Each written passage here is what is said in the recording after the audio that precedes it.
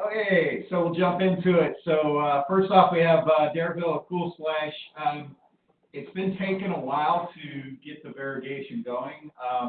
This is one of those plants that needs a lot of sunlight to get variegation going. Obviously, that has been in short supply this spring. But you can see here we're starting to get some of that margin variegation going. And the crop is filling out real nice and starting to get going. It is native, and as we get more sunny days, which looks like we're finally going to see maybe 2 days. Yeah, 2 or 3. Possibly 3. So we'll see how that goes. And we'll continue to get more and more of that variegation in the crop. But you can see here filling out real nice. They were slow coming on this spring, so I can understand why we were having a little bit of difficulty moving this crop. But hopefully now we can start showing people how they look. They're nice and full, looking fresh, and we can start pushing them along and get them out the door. So don't give up on them yet. They're looking really good, and they'll continue to just start to wow you as June moves along here. So. Next is hydrangea, little quick fire. We're going to hit you with a lot of hydrangeas. Last year we were out of business on hydrangeas. This year we've done a lot of work to try to keep as many as we can going through the pipeline here.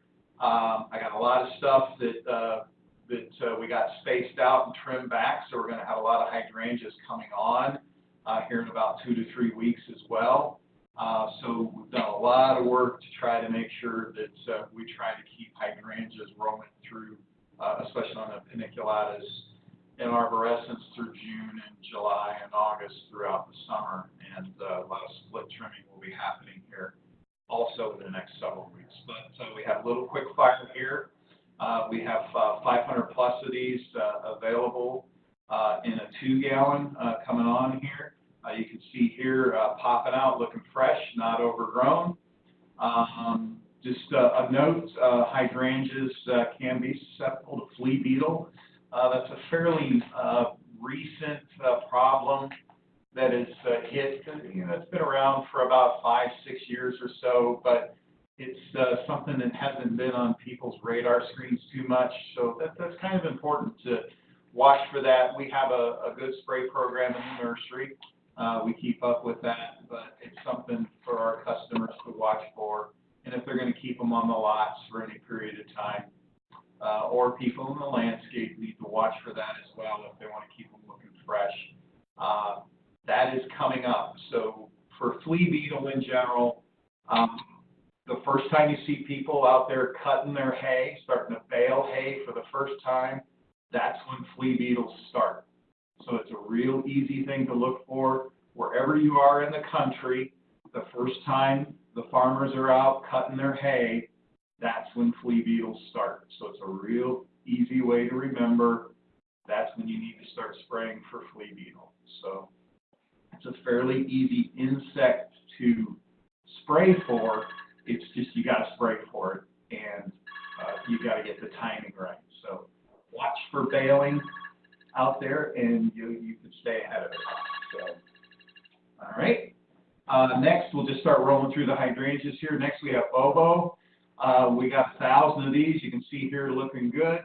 There's a couple in the photo there. We'll go through, do a little trimming. We'll keep making things look fresh, but we got some really nice plants in there we can keep shipping. Bobo's a more dwarf. I think everybody knows Bobo. Next, Magical Candle. These are just a beautiful looking crop, full. We really like this plant because it's a sturdy flower, big flower, but it's more compact grower, and that flower really presents itself. It's going to be a little bit later bloomer, starting more, in the July window when it's going to start pushing up. But when it pushes up, very sturdy stalks. Just an excellent plant. It's not going to flop apart or anything. So we really like it for that. Another one there. Next one, Strawberry Sundae. This is also a nice more dwarf habit, compact grower. It gets for the compact habit it gets a very big flower, and it's it'll change through from white to pink to strawberry to red, so it kind of fades through the different color patterns there. We have 800 of these available, just really nice looking crop there in a 2-gallon. That's a first edition, so got a lot of those sitting there. We also have some other hydrangeas that I did not show you that may be booked or just a few left available. I know we have a real nice crop of limelights at Avon that we're shipping on, and the next crop of limelights are almost ready to go up here to Huron. That should be very seamless, that we're going to run right through, so we're looking real good there. So next, Potentilla, we showed you the Bellissima the other day. We're back to Del Sol. You can see here beautiful orange, just an excellent crop. That's a picture on the right is today's crop. A nice full, nice compact grower. It doesn't split apart. Doesn't get too aggressive with its height. Very low maintenance. Nice spreading, kind of a spreading habit. It doesn't. Sometimes some of the Potentillas, the older varieties, can get kind of holes in it and stuff, and you have to do a little bit of maintenance, a little bit of trimming. This one here doesn't need that, and it really has that nice flower. Remember, on the Potentillas, they need well-drained soil, but they do require frequent watering. So it's kind of an anomaly. It needs a lot of oxygen around its root system, but it also needs frequent watering. So next is Thuja North Pole. We really brought this one on. It has an excellent central core, and by central core, we mean it has a good central stem that holds up very well to windy conditions. It's not going to splay apart.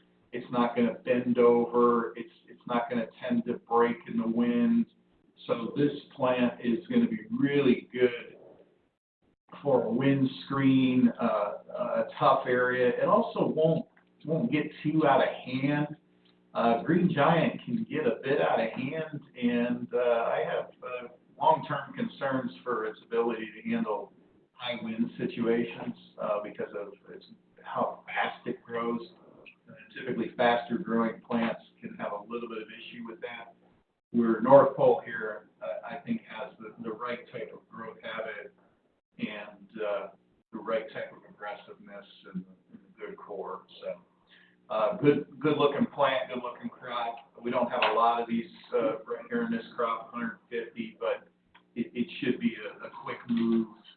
I hope somebody can pick up on these and move them out the door.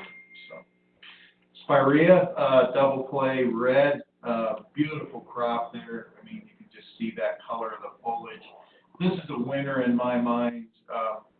It has just interest all year long. It has that just that beautiful red foliage color all year long. You're going to have just excellent flower color coming on here, just that burst of red flowers coming on.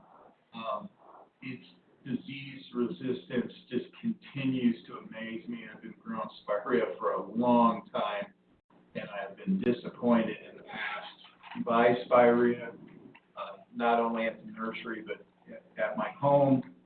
And I've lined these out at my home, and I've just been wowed by the breeding on these Spirea in the Proven Winner program. So this is one to really pick up on.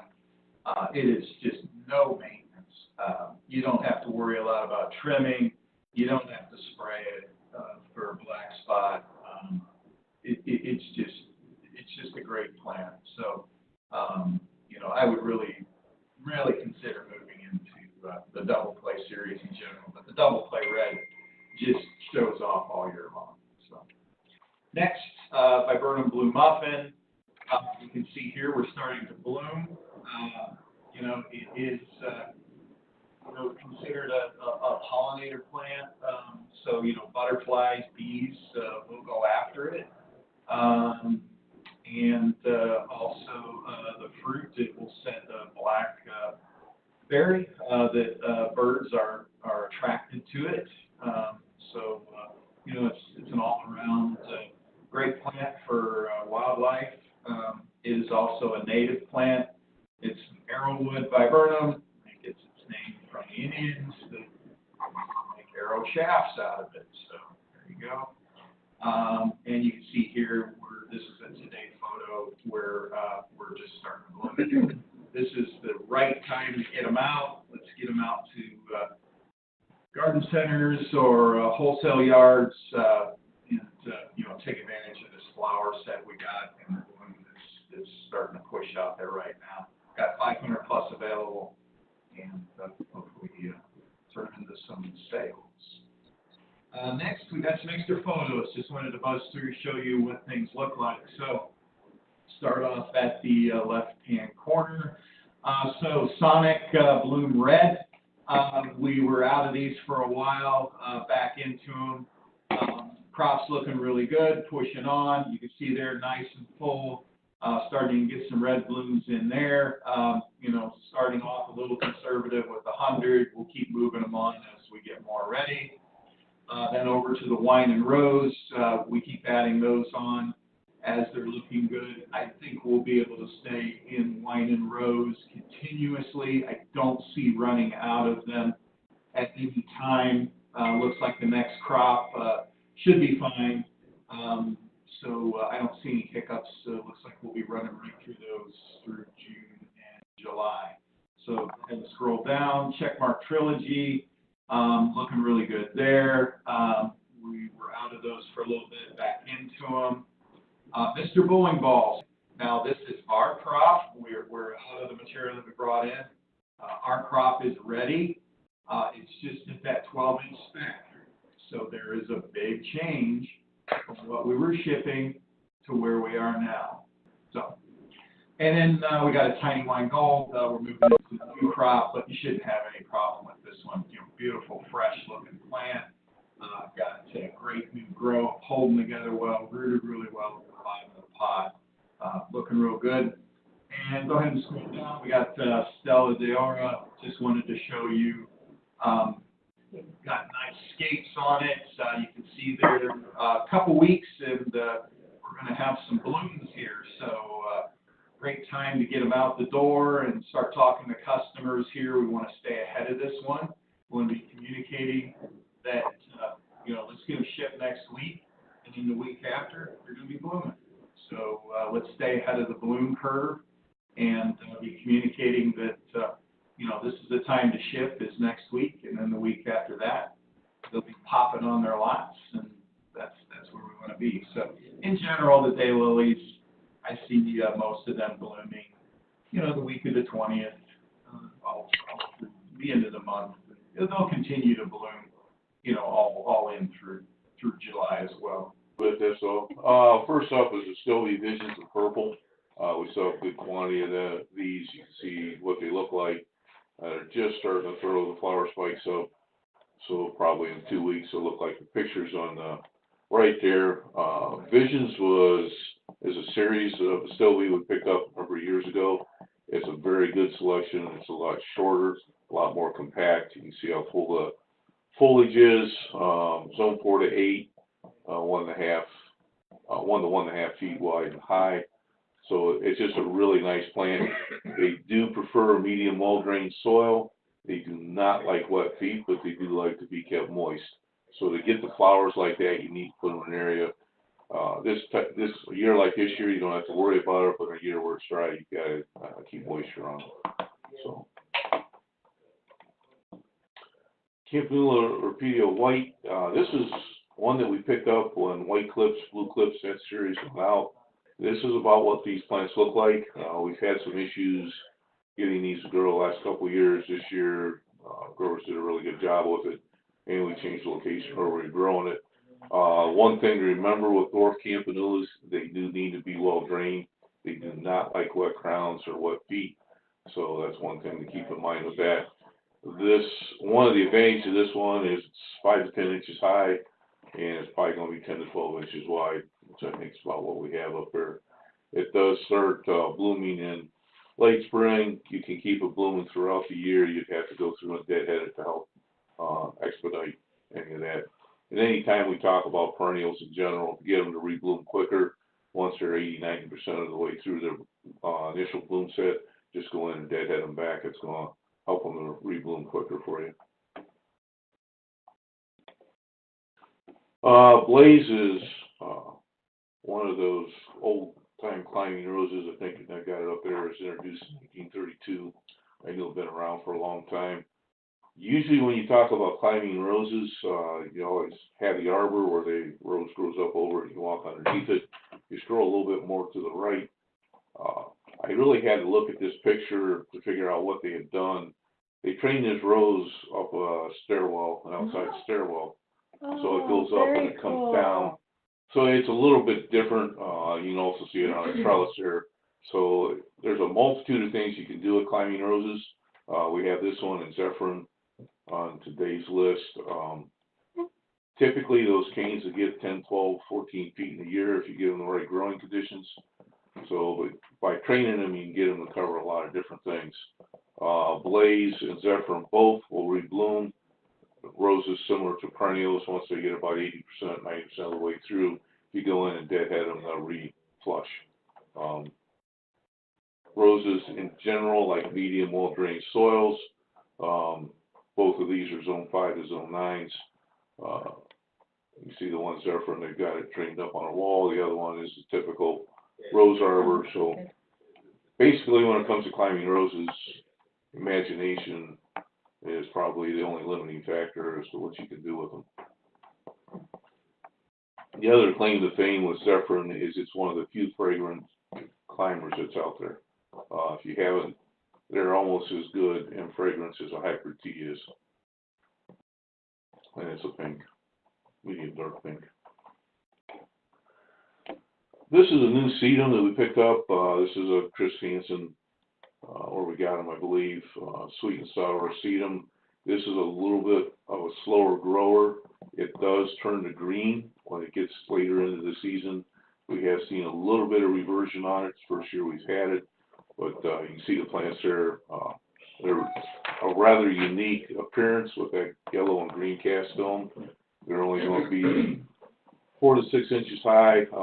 They will get 1 to 2 feet wide, so this is a ground cover. Sedums in general like well-drained soils. They don't like to be sitting in water, so keep that in mind with the sedum. This is a nice short, it's not a big leaf on the variegated, so this is one of the few that we have on the ground covers. It's going to be variegated like this. Threw some of the Styrex in, and before I think Steve's the one that busted those last week, or thought he did, but it's not on inventory. These are not on inventory. Some of the Styrex that we got in here is just to show what they look like, so that when they do come on inventory, you've got the data in front of you. This is Evening Light. You can see here the dark purple leaf, that middle picture. If you go scroll a little bit more to the right, please. That actually shows what that leaf looks like when it's not in flower. So this is a rather unique tree with the Styrex common name is Japanese snowbell. Typically they're green leaf. This one's a dark purple, and then it gives you that nice cast difference between the white flower and the purple foliage. It's a rather small tree. I believe this is a 10 to 15 foot tall tree, and then it's only 5 to 10 feet wide. Zone 5 plants, they do prefer medium well-drained soils. Tolerate a little bit of moisture, but bear in mind that if you give them too much moisture, they're not going to last as long.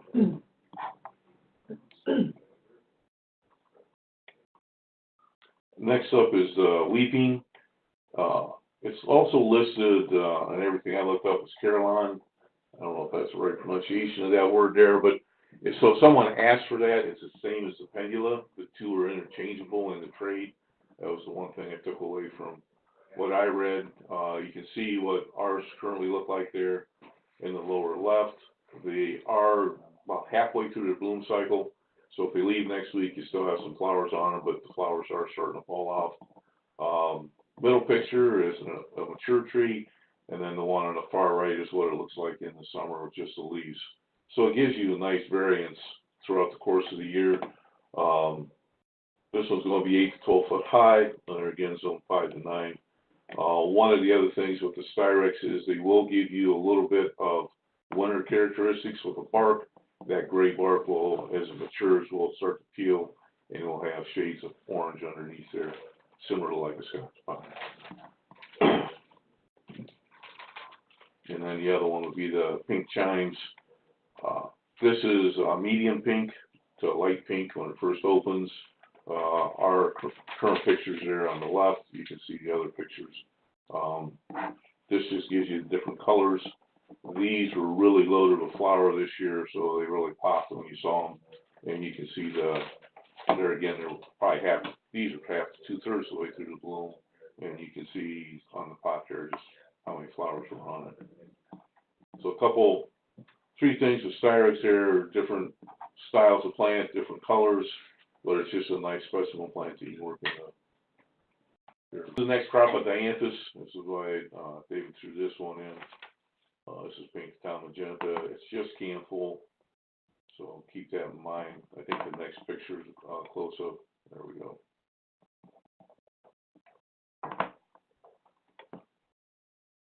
Just a couple overall pictures of the echinacea. Remember when we planted these were staged by 2 canning windows, so you're getting into that last canning window. You can see the holes in there, so you're doing a good job of moving through what's there, but we still have, as you can see here, there's plenty of green bud, plenty of flower left on what we have left to ship. I think there's a couple pictures.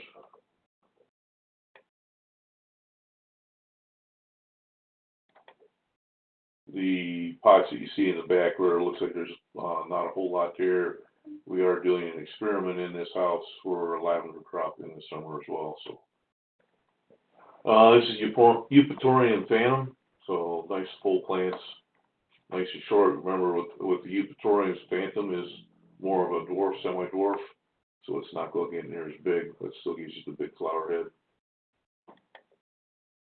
And I had him take a picture of hosta. You can see all the hosta are still looking really good with this cooler weather. The leaves have really matured. A lot of these are a really good deal for the money right now, so we just need to keep moving through the hosta. Color Fantasy, this is what they look like. I think there's still 800-900 left, so we still got a pretty good shelf window on this. I would say 1 to 2 weeks. There's no real major heat coming, so these flowers should hold for a good week or 2 yet. And there's just another picture of it in the summer. See down through the house, these have at least 2 weeks left on them. Most of the endless summer that are outside that we're shipping have 2 to 3 weeks shelf life left on those flowers. Nothing's really wide open at this point. Rhythmic blue. We brought up Leucanthemum a couple times. Becky, we've moved through. There's still some there. Whoops-a-daisy is one of the shorter ones. You can see in the background here. They're just starting to flower, so these are premium cuts right now as far as what the plant looks like. Just need to move through these. This is a newer penstemon, the Pocahontas. This is one of the ones that we brought in with the American Beauty program. We bought some extra plants. So we trimmed these back, I think, twice to get them this full. You can see they're just starting to spike up with flowers. So this would be the ideal time to move through these. Newer foliage on this one, if you remember, is a darker red purple, and then as it matures, it becomes a little bit greener. These currently are not going to be quite as vibrant as if they were outside. They're on the East Old Dock, which are under shade. Not shade so much as a plastic. It gives you about 10 to 15% shade growing stuff under plastic. Sambucas, I'm not sure, this is Black Tower. All the Sambucas, other than Black Lace at this point, are starting to show flower buds. So this is just to show you what these look like as they start to flower. Gives you a nice contrast with that light pink and that dark purple foliage. Sedum, a little bit of sunshine. This is a green leaf one, similar to what the sweet and sour looks like. It's nice low ground cover, but this has bright yellow flowers. Once it starts flowering, I probably put the flowering at 2 to 3 weeks out on this one. Both Trascantias are looking good at this point.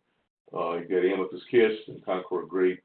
Amethyst Kiss is a shorter, more compact plant versus a Concord Grape, which is going to be the taller.